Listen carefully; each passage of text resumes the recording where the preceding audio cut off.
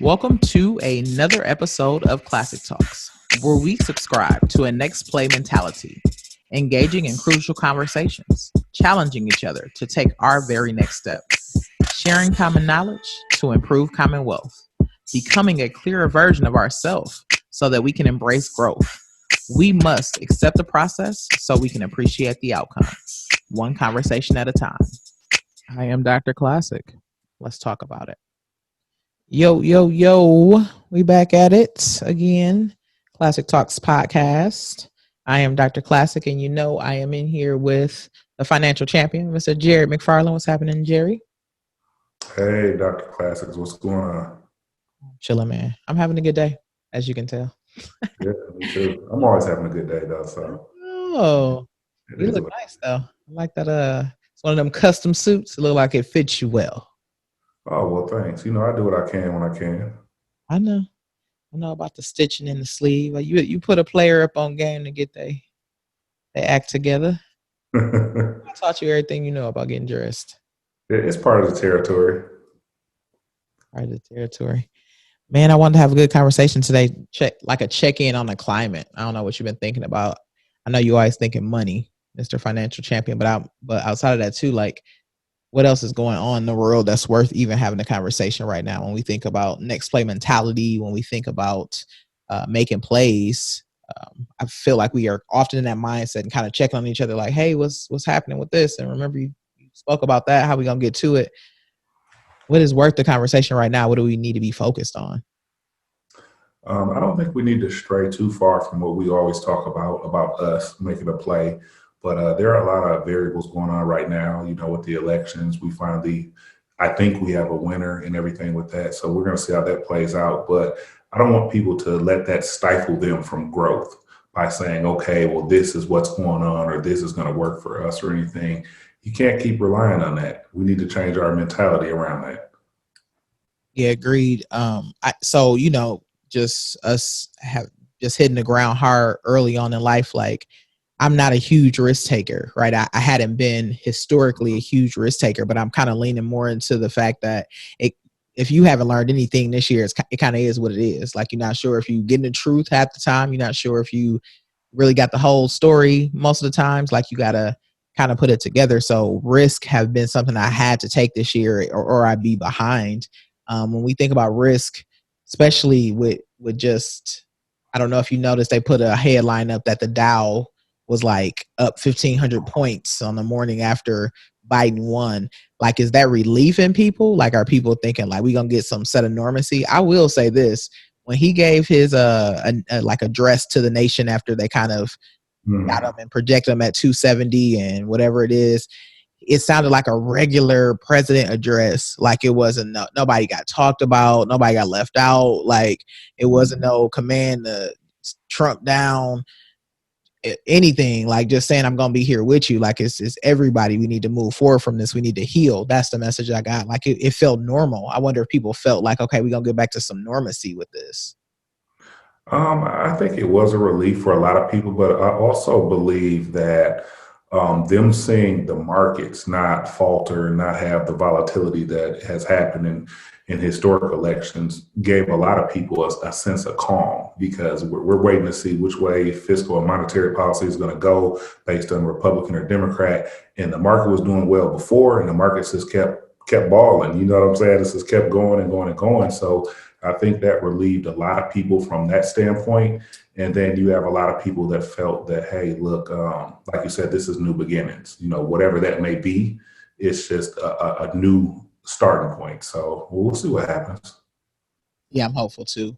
I was gonna say one thing that did calm me, and I was trying to pay attention to. I'm trying to learn stocks, honestly, but just trying to pay attention to what it means to like invest your money, sit on the other side. One thing that did calm me is that I know Biden, like, he plays the ball. Like, I feel, even hearing it from some of the Republicans who worked for him when he worked with President Obama, he's willing to reach out to the other side and hear conversation. We talked a little bit about, well, me personally, I don't feel like I think the parties are what tear us apart in the very beginning. Like, I think it come down to a vote, but we should put a a listing of people up there. I'm not saying 15, but maybe, 5 substantial candidates that make it out of whatever preliminaries look like. And they don't represent a ticket, a party, or anything. They just represent presidency. And I want to lead a nation. Like, it almost feels like if a Republican candidate wins, all the Democrats lost. If a Democrat candidate wins, all the Republicans lost. Like, there is no work or forward progress in that. I'm just hoping that when they get to these tables, man, y'all, we had 4 years of chaos. Like, how many more years do you guys want to argue and not get anything done? Like, Trump had a boss when he was in there, obviously, and everything he tried to push across the table was just 4 years of chaos, man. I just hopefully they can get in there and talk and show, like, American people, model how we should really truly act. Because one thing is for certain, this pandemic is not under control. Texas just got up to 1 million cases. It's burning hot out in the east. Like, it's one of those things where I'm a little nervous, like, to any kind of engage. Thanksgiving is coming up. Everybody, what you do for Thanksgiving? What everybody do for Thanksgiving? You go find all your loved ones and thank them for still being here to be here. And that's a whole lot of COVID passing, man. Yeah, it is. We do need to get a grip on that. Without going too deep in the weeds, you can dissect that several different ways. I just think that we all need to be safe, and we need to find another way to conduct business, to make a living for ourselves, to provide for our families that won't involve necessarily face-to-face. I know a lot of corporate entities and organizations and us, we've implemented Google Teams and Zoom meetings and things like that to do things virtually. Maybe that's the new norm. If you can think of an idea that comes out of this where we can get very proficient at doing what we're doing virtually, who knows? The sky's the limit. You're saving a lot of time on top of that. You're in the comfort of your own home with your family. So this might be the beginning of a new era. You said it best, man. Honestly, I like conducting business like this. Like, this has been our norm. We're in 2 totally different regions of the nation right now, and we're able to have just a regular face-to-face conversation. I can conduct more business this way than I could driving over to something, meeting somebody at a coffee shop, flying out to connect with a couple people. Like, this has been able to, like, I get a full schedule. I can get this recording in here. I can go over and have a coaching client here. I can meet somebody and we can go through a presentation and talk about the larger meeting after this. Like, it's some good business being conducted through this new platform. I'm hoping people lean in. You say it best. It's going to be a new wave of millionaires that come out of this. They have to, because people thought innovatively. Not that they created something completely new, because Zoom has always been here. WebEx has always been here. Like, all this stuff, it exists already. Right. You name it. But people have found out how to level it up, how to make it that much more user friendly, how to make it be able to conduct business, save money, make money, grow money. You know what I mean? Like, that's innovation to me, is trying to figure out how to make it that much easier for somebody to pick up and make their road or their journey that much easier. That's business to me. Oh, absolutely. And we live in a tech world. I mean, everything's tech, from our cars, computers. Our cell phones are computers. They're in our hand. We have a computer in our hand at all time. Yeah. So why not learn how to dominate this market and just make our business grow, make our presence grow? You got a lot of people that's having virtual family reunions, you name it. So the holidays are coming up. It's going to be unprecedented. You're going to have people, 20, 30 people on one screen saying the Lord's Prayer or blessing the food around the table, and everybody's in their respective home, so it's definitely a different time right now. Yeah, I'm with you. That's exactly. And what's so funny is my family has done a like FaceTime type of, or the Zoom type of Christmas every year, Thanksgiving, so we can do Secret Santa exchange, because we got people on the West Coast, people in the Midwest. So this year it'll just be, now that I got all this equipment, I'll be able to cast us the whole house. Like, we'll be able to kind of get it in this year. So I'm excited about what can come out of 2020. There has been so much negative stuff we've gotten this year, and I mean, you count it from people that we've lost this year that's just been awkward, out of place, just doesn't understand it, all the way to like what's going on with our nation and who lives really truly matter. So I'm excited to, one, get out of 2020, but two, I for one have taken so much out of this year. I've had so much growth.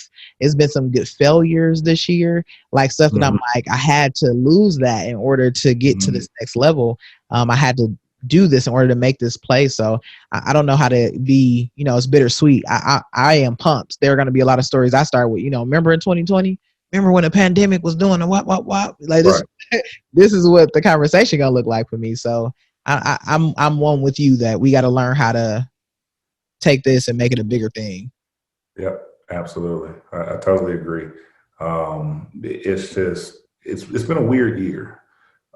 It took a while to get up and running. I think a lot of people didn't know what to do. There was a lot of fear driving everything, and then now it's set in. It's became somewhat of a norm, and we're learning how to navigate. So let's see what happens. Yeah, and I do think it's going to lead to unfortunately, a lot of business failure, especially small, and closely held businesses, your mom and pop shops. Those things might not make it through this. A lot of the service industry won't bounce back through this, which is contributing to the unemployment rate.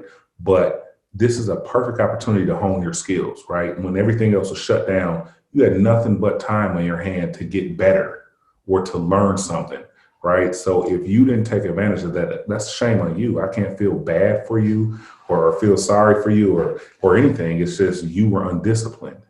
Yeah. You and I have this talk and this wonder, and I get out and I talk to a good amount of people in the spaces that I can, get into.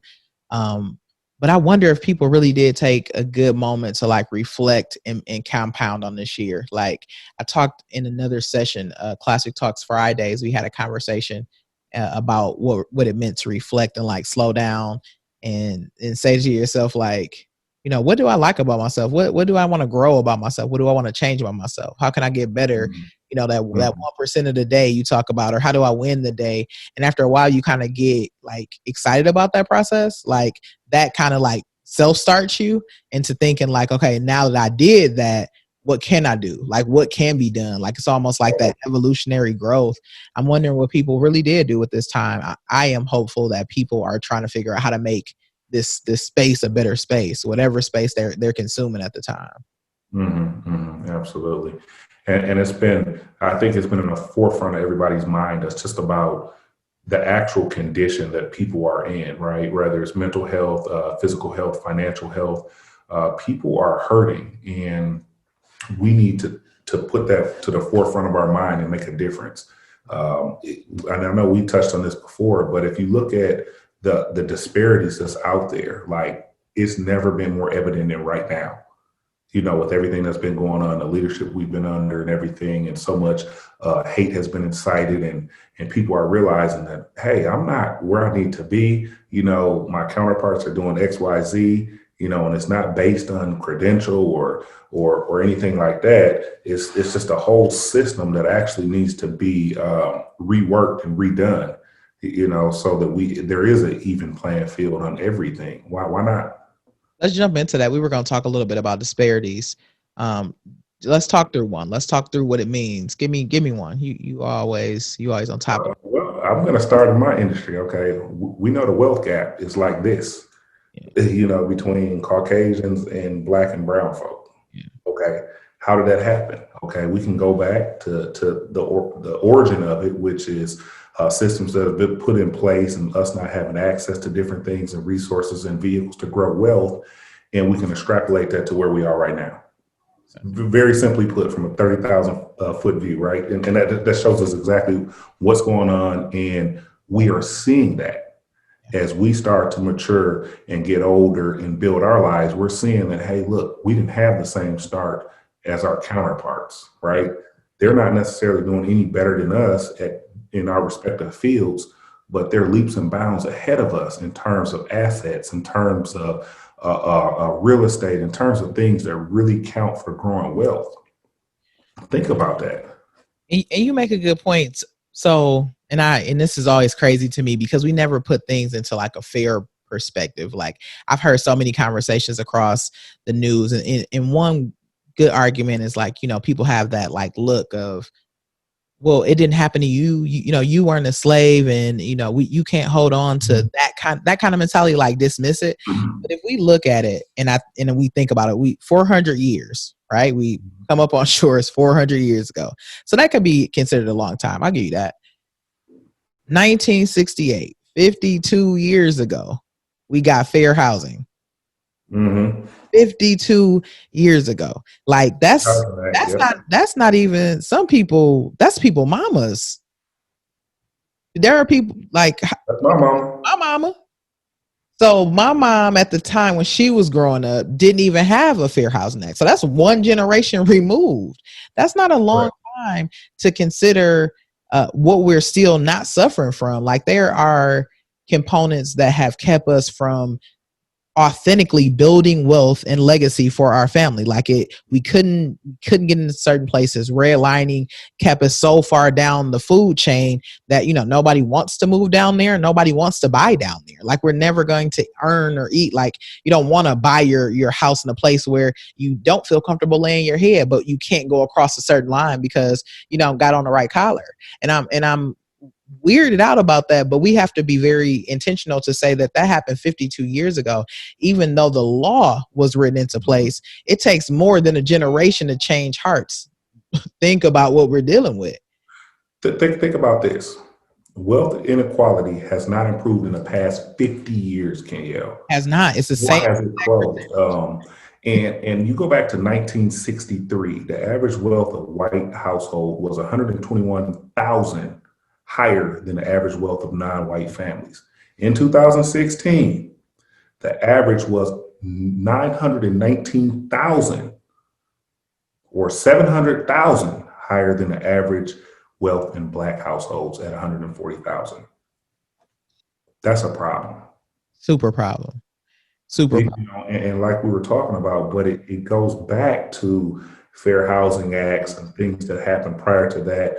Our grandparents, our grandparents, parents, etc., not being given an equal slate to pass anything down to create wealth. Because the bottom line is, if you're not in business, have a business entity, you're not passing on land or real estate, life insurance benefits, stocks, and things like that, you're not creating any wealth, not at all. And we could not participate in that forever, because we didn't have access to that, for one. And for two, if those that did have the means and could and wanted to do that, they couldn't because of redlining, because of insurance companies not selling people policies and things like that to help transfer wealth. We couldn't have any of those vehicles. So we're always starting from day one. And I like to use the analogy. It's like, imagine us running a race. 4 times around a track is a mile, right? We're all running a mile, and our counterparts are starting at lap 3. We're starting at lap 1, but we're both running the same speed. That's kind of what it feels like today. It's like, okay, yeah, we got the same jobs, we got the same credentials, we got the same education and degrees, but we don't have mommy's or granddad's lake house cabin to fall back on. We don't have the benefits of life insurance proceeds. We don't have any of that. You get what I'm saying? How are we ever going to catch up? And that's the fight right there. They got a 400-year leg up on. You know what I mean? Now the time is like, 400 years of you owning all the land. One, illegally immigrating to this land and taking it over to be yours, and we had to wait 400 years just to get a piece of paper to say we could, even though you created more rules on top of that paper to say, we good on that. We hear you out, we wrote it in, but we're not gonna let you move into this area. And then we'll block bust. People knocking on other people's door. Hey, they selling to a Brown family down the street. Let me know if you want to sell your house because we out of here now. So now we got enough people saying no. Don't do that. Stay in our own space and keep that out the way. It's unfortunate, and I'm hopeful that people have taken the time to consider the environment. There's been so much Black Lives Matter campaigning. Look into what it means. I look into some of these organizations. What are the causes that they're fighting for? When we think like the police brutality, we need to really consider how we are structuring what happens with our law enforcement. They have taken over the privilege of America. Like the same way we have this American housing privilege, it's the same thing to me with police. Like they don't want to be embarrassed. They don't want to be showed up. And it's not all of them. We all have friends. I have several friends that are on law enforcement. I have a new buddy that just went into law enforcement, brand new within the last, 30 days. So, hearts out to the people that are really, serving, protecting. But when we look at the good old boy system, we have to break that system completely down. We have to look at new policies, new structures where we are looked at as humans. Like, we have to be considered humans. We have to look at the kind of content that we're able to feed over to our children, even from our community. What are we saying about our Black women? We're having such a struggle with Black women. I'm so excited that Harris got into office. I'm so excited that she's on the ticket.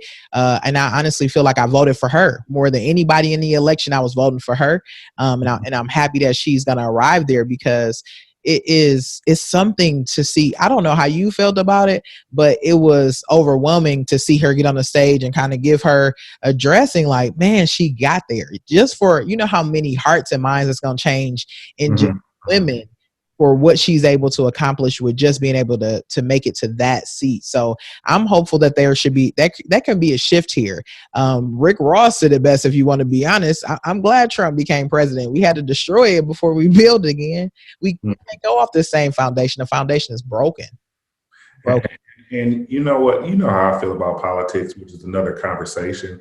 But what that means for me to see Kamala is that for everybody that has Black and brown daughters or grandchildren, they get something to see and believe in, because seeing is believing, and if you see it, you can be it, is my whole thing, right? So they're looking like, wow, this lady is here, basically the highest office in the United States of America outside of the president, so that's really good for our motivation. That's really good for being symbolic. And I think that will have some lasting effects long term for a lot of us. So that's good.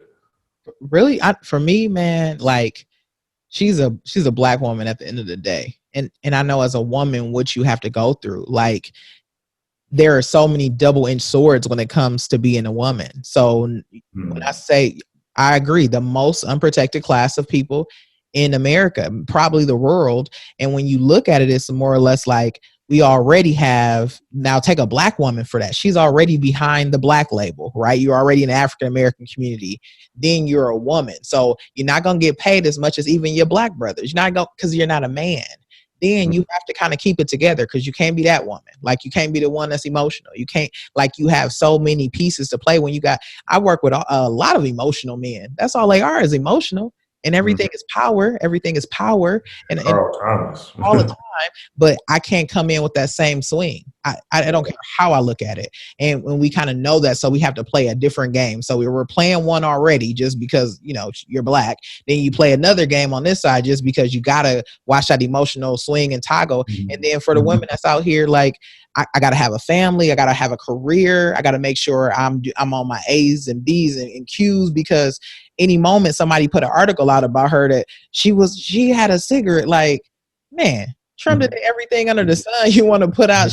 She had a drink, 2 drinks at the, like, you know what I mean? Like, don't make it so much about history. We need to undo some of what we have been taught and conditioned and programmed with history. It hasn't been the full story, and now we're seeing what it means on the other end to have a broken leadership in country right now. And I think it's going to take a while for us to get back where we need to be. We got to go through a lot of stuff on every single level.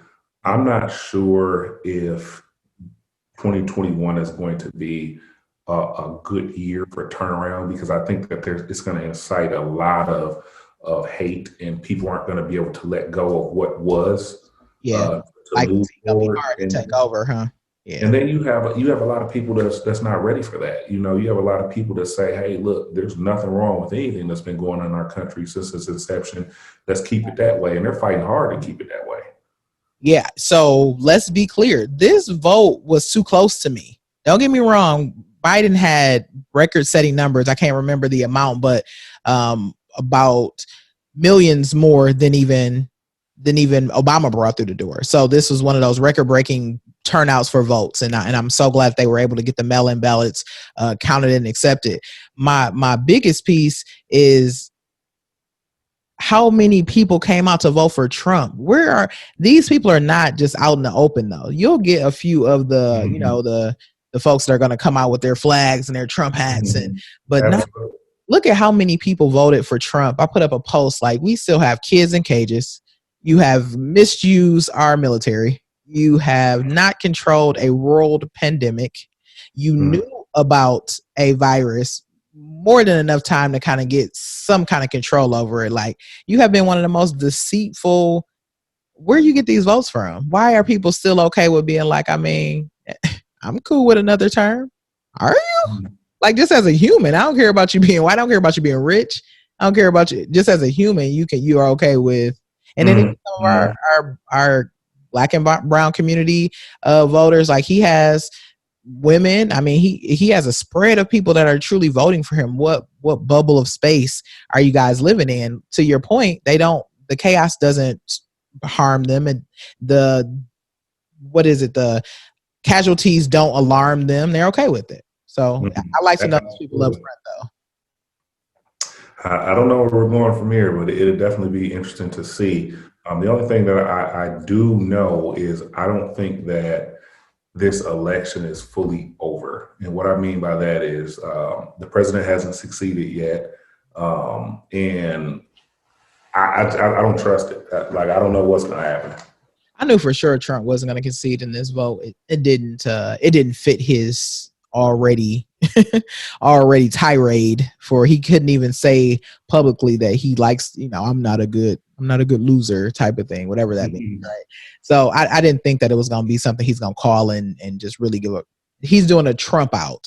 He is going to use all of the taxpayers' money to have litigations running rampant and wild. He's going to waste the taxpayer dollars and taxpayers' time with a recount. Georgia already claimed that they would, recount the ballots. I heard recently this morning, but Georgia hasn't even been decided on. So it's still going to be 270. Even if Georgia flipped or turned, it's 270. You know what I mean? Like, just a waste of time in my eyes. But however it's going to do or go, I believe that on January 20th, Biden is going to be able to take the seat. Now, however, they got to remove him, pull him out, military drag him out. But at that time, when Biden takes control, they need to be following orders. And then that'll send a huge message if anything goes opposite of that. So Mm-hmm. it is. Absolutely.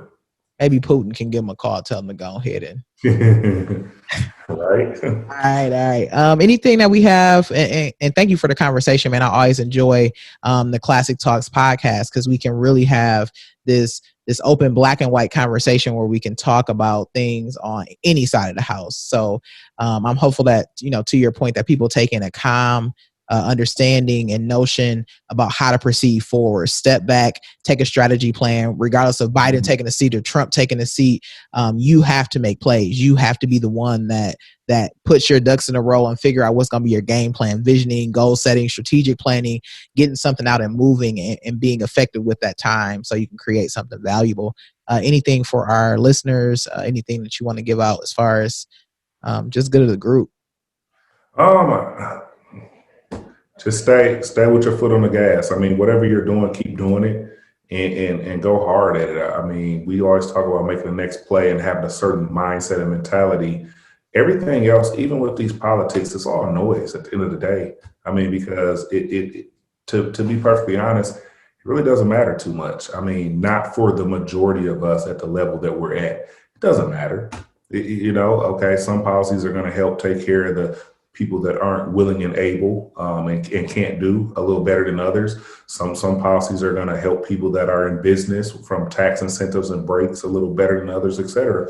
But if you're not for sure in one of those arenas, I mean, it's just business as usual. Things are going to go on. One thing I will think that it will do, it'll put a different vibe in the air, right? So we're not going to have so much just anger and animosity that's out there. I think that's basically endorsed currently.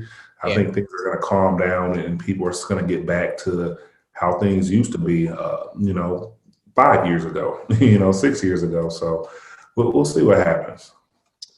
Yeah, we'll see what happens. I am hopeful that whoever is hearing this message get involved in the conversation. It's good to have conversations like this one with whoever you can have them with. Anybody who is willing to just be open to what the talk could lead to. I do believe that even though we are in a particular place, a place that I don't think any of us have really ever seen the likes of what this pandemic has done in general, or what this leadership or politic run has done in general.